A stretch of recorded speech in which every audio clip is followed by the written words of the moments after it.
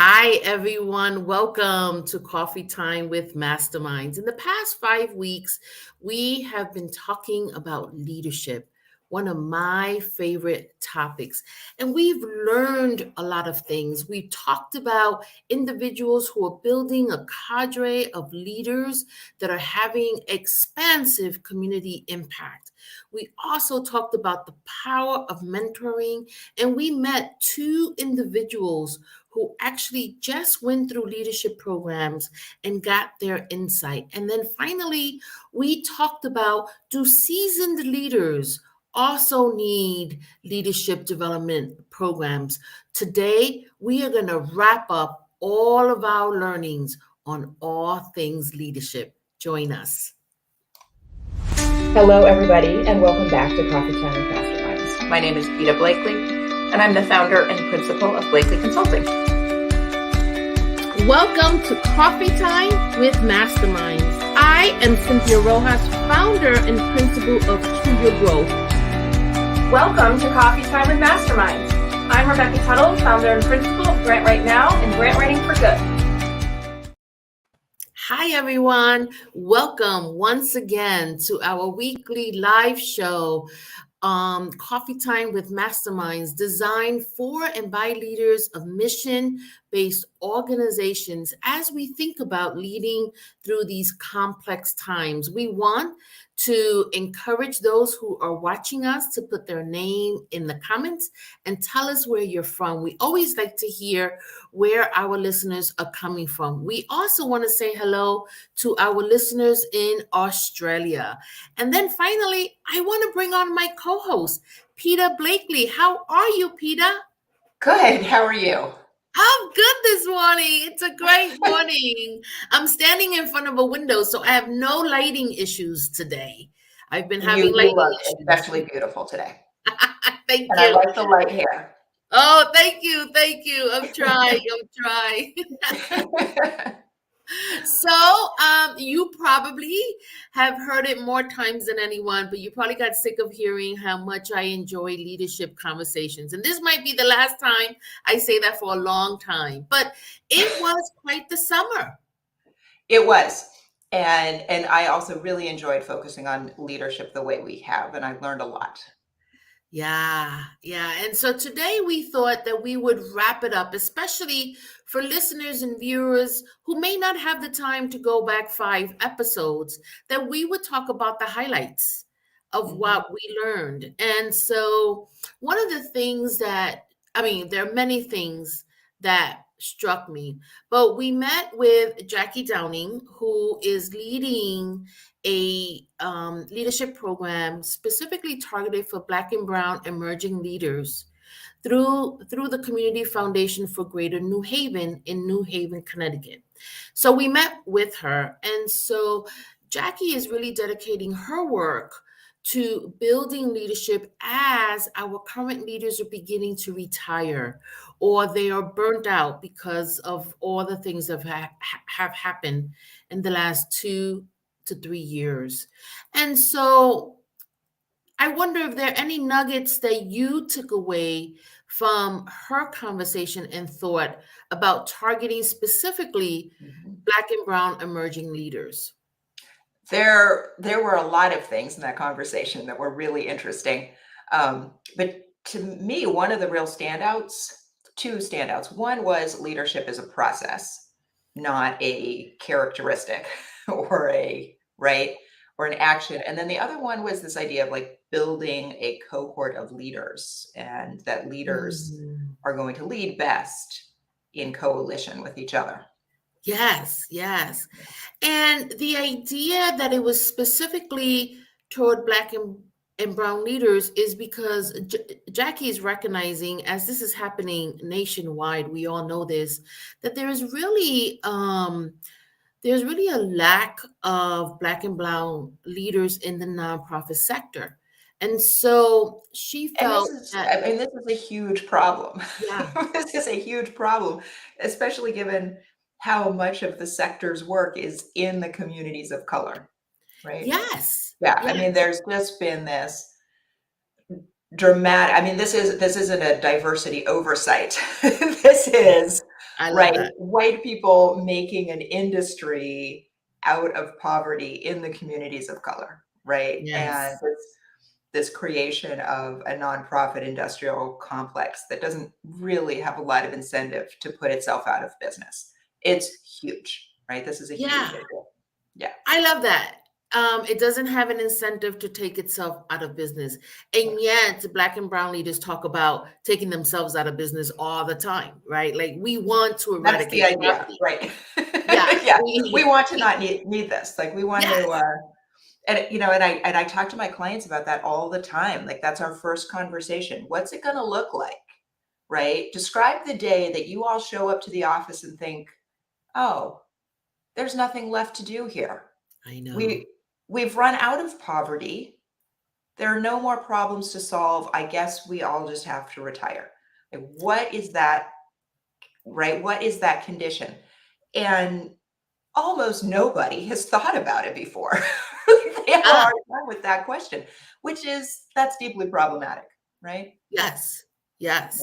And so I think what came to mind right now when you were talking is when I was younger, the HIV epidemic was Yeah. really prominent. And Yeah. today, you don't hear as often, or we're not in the trenches of people dying of AIDS.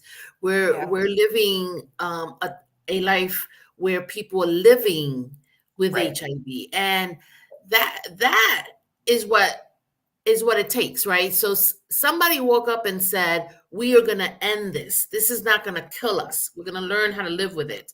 And I remember the programs that were around back in the late 80s, early 90s, because kids were losing their parents and parents were Mhm. losing their kids. And look at us now. So there is a possibility of getting yourself out of a job.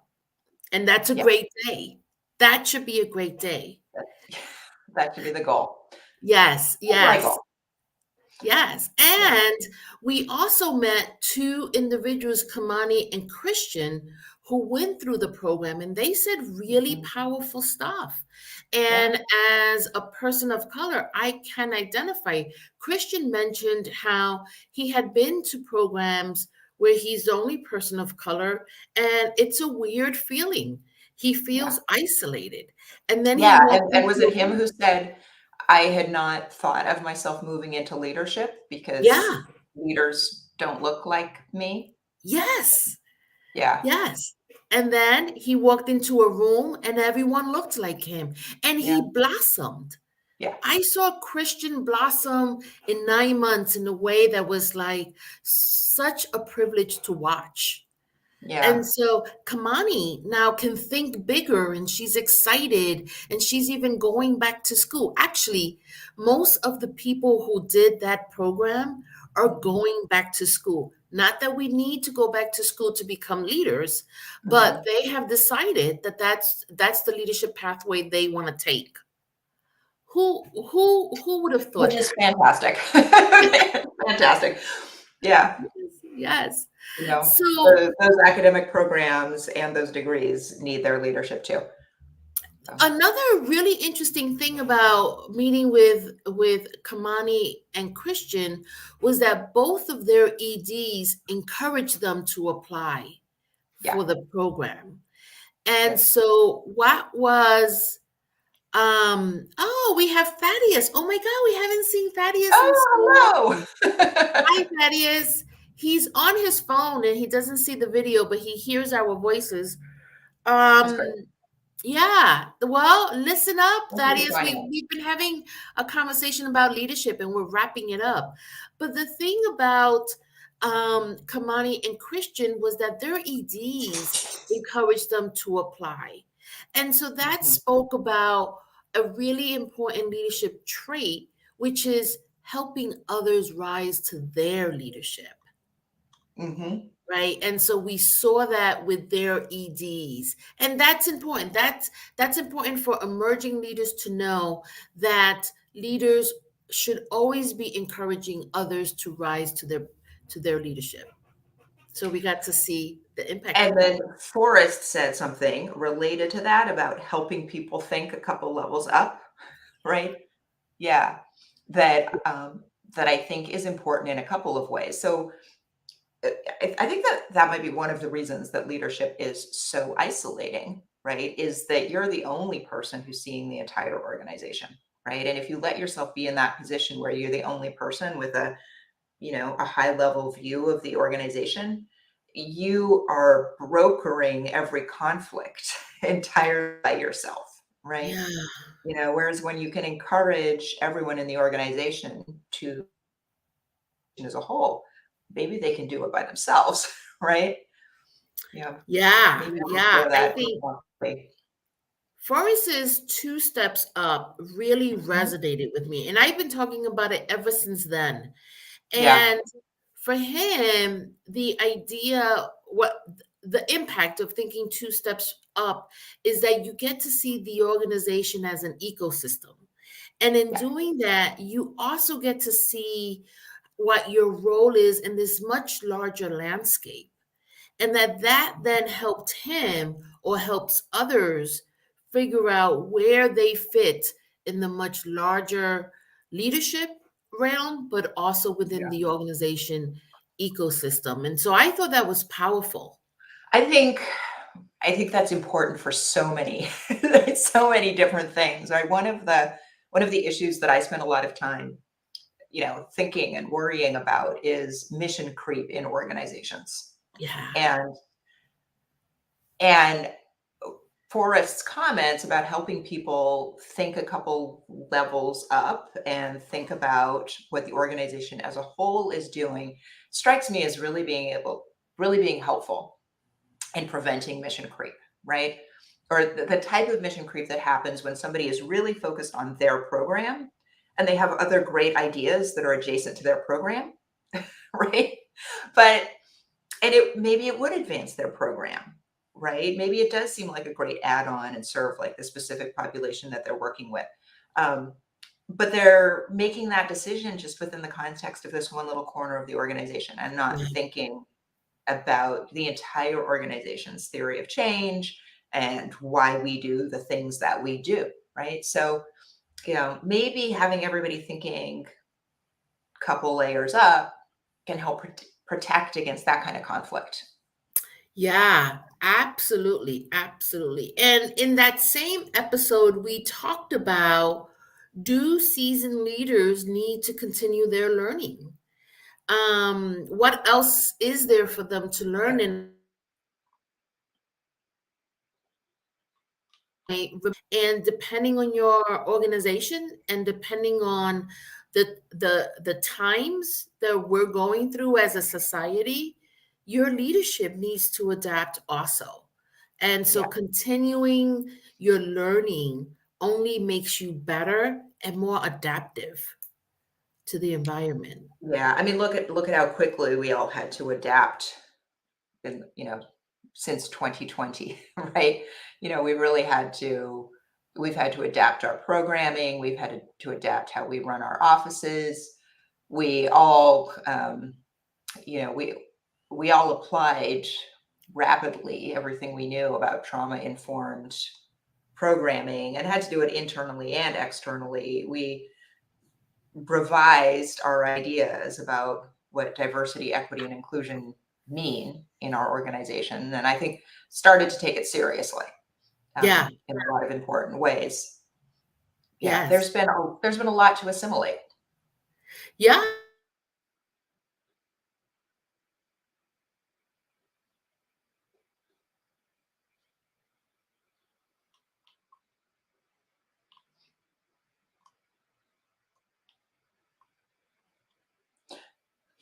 you hear me? I can hear you now. Yep. Okay. Did I Yes, I don't know. I think you're freezing a little bit. did, is it me, Peter, who's having this problem? It's probably more likely me because of the storm, but Oh, okay. yeah. So we have a storm Yeah. Yeah, I'm in Virginia and I'm getting a little bit of going your um way. So, yeah, okay, leftover we'll make weather. it. Yeah. We want to be Yeah. careful about using jargon and using words that we all think we know what they mean. So one of the things that Yeah. Forrest said is we expect our leaders to think strategically. But what does that mean? And I thought, wow, yeah, what does that mean? And so Melissa was advocating that we create the space to think long term as well as short term, but to spend some time also really planning for long term. And so that I think was also what Yeah. eye opening. Hmm. Yeah. So, okay.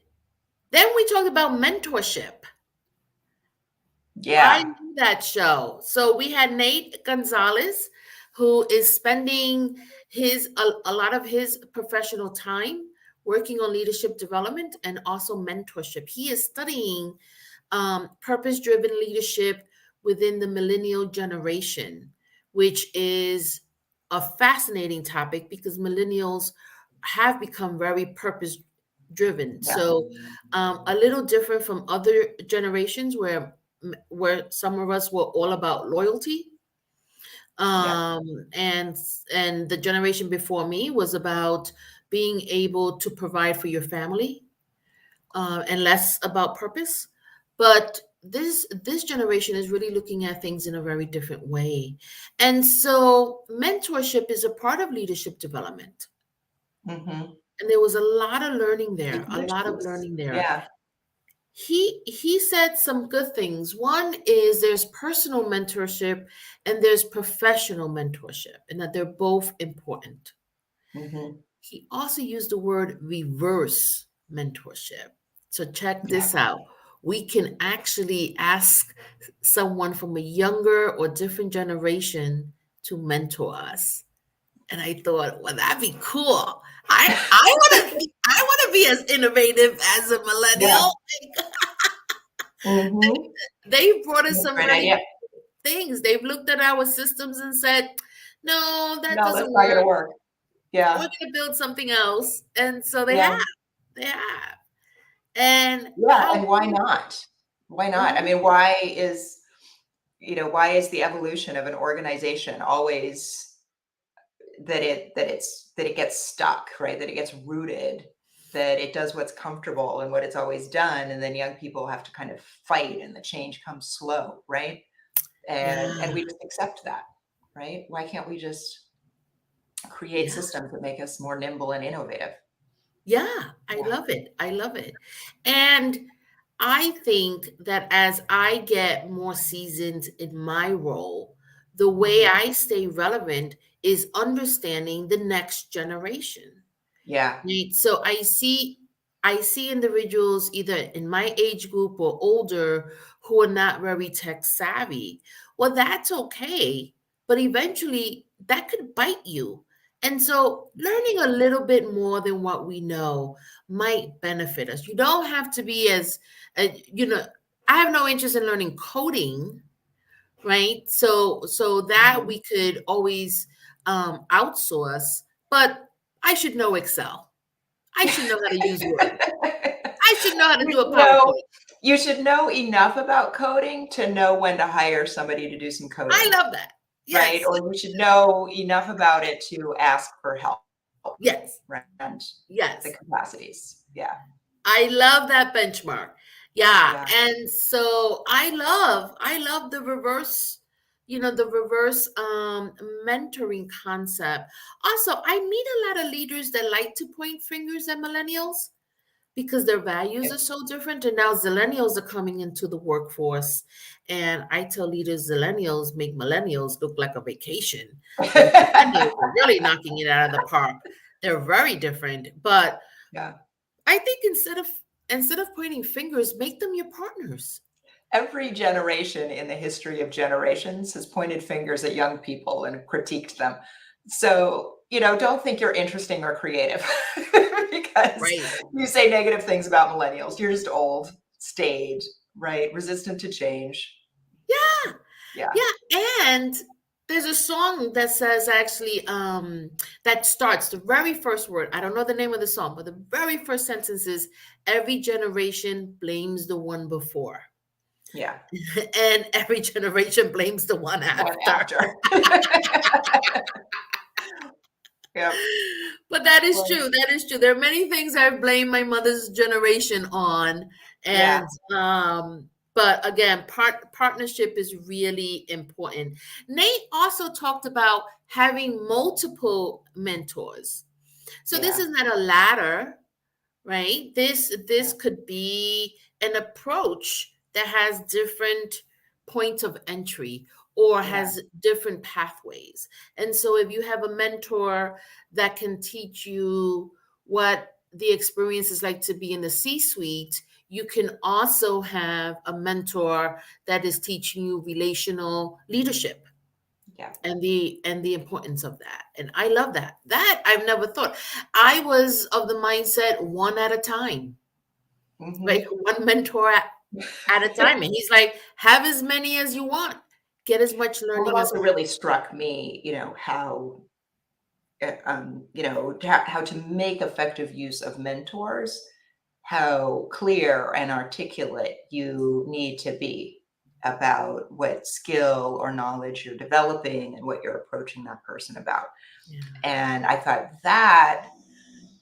that's an admirable trait, right? And it's not necessarily about age, because I have absolutely talked to teenagers who articulate really clearly what skill they're developing in a specific job, that they're, after school job or a summer job that they're having, and the next skill that they want to develop the next summer. And they are so crisp and clear in a way that I don't think I've ever been in my career. Um, yeah, that is so impressive and so important, and yeah, an important part of really making a mentor. yeah. And he also put it out there that if you are a leader or you have something that you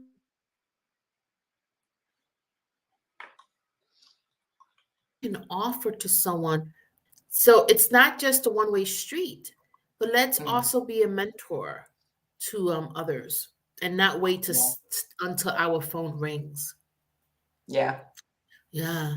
What else? What else have Yeah. been your learnings? I'm looking at my notes. So, Yeah, me mm, too. Um, Fahad and Jackie a little bit talking about leadership as a movement. That was interesting. About thinking about building a community-wide, uh, yeah, I don't want to use the word movement again, a coalition of leaders, right? And yeah. just changing the complete landscape, right? Yeah. Yeah. They're both doing something really interesting, and that Yeah. is if you want to change the way nonprofits are operating because there's opportunity for them to operate better or in a different way, Yeah. then they're starting with the leadership. Yeah. Right. And so if you're able to teach the leadership, innovation and partnership, collaboration, big picture, ecosystems, then you get to impact the nonprofit landscape. Yeah.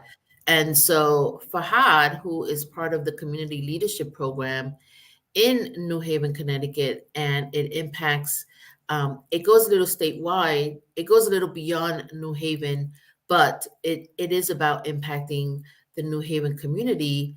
They have gone through about 600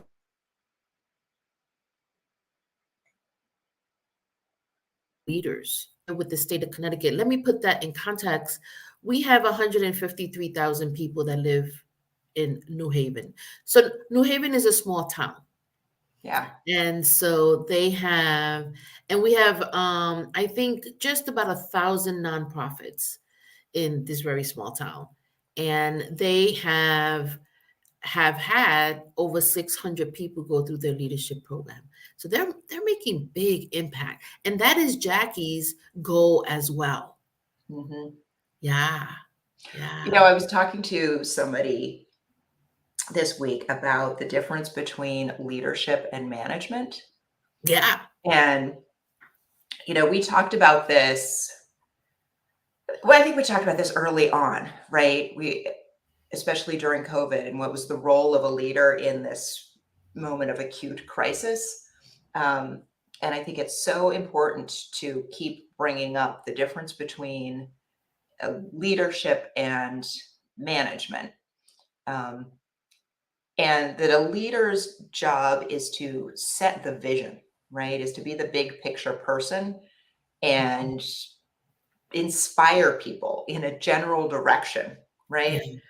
Um, managers actually get it done, to Yes. focus on the detail, make sure we are implementing the systems and the processes and have the capacity to do the thing, right?